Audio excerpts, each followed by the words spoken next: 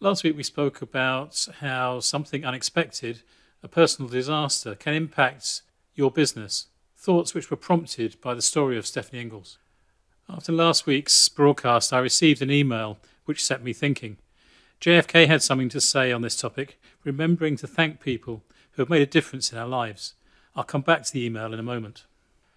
Now, you might not immediately see the link to the next slide, but bear with me and I'll come back to that. This slide contains one of my favourite quotes. It puts profit in its place. It is an essential part of any business, but it is not the point of a good business.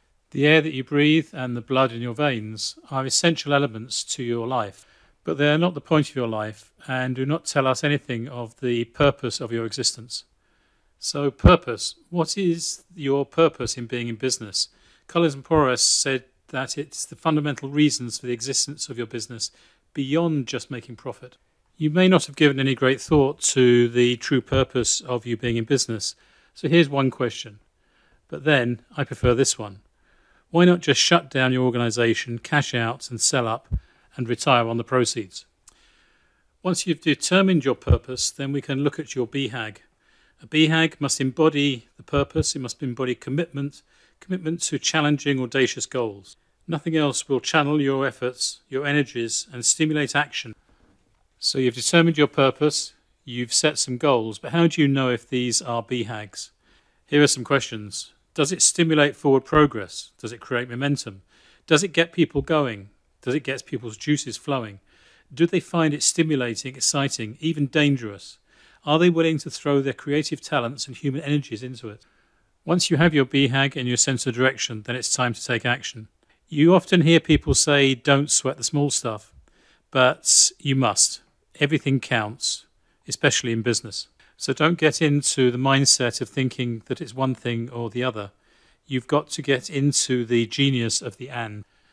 Let me give you some examples. On the one hand, you have a purpose which is beyond profit, but at a purely pragmatic level, you still have to pursue profit on a day-to-day basis. You might have a big, hairy, audacious goal, but every day you're still fighting for those small, incremental, evolutionary changes. You may be planning to invest in the long term, but you still have to live within the demands of short-term performance and cash flow requirements. So let's come back to what actually sparked my thinking this week. After last week's broadcast, I got an email from Andrew Still.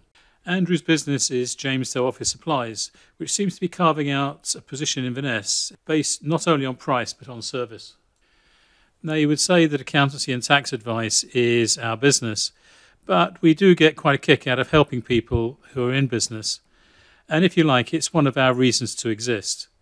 I really felt that that little bit of feedback from Andrew would inspire us to go and do better things. So if you appreciate someone's efforts, don't keep it a secret. You could be the one that inspires someone else to find their true purpose, to set their BHAG, and to go and establish a successful business. Just a few simple words.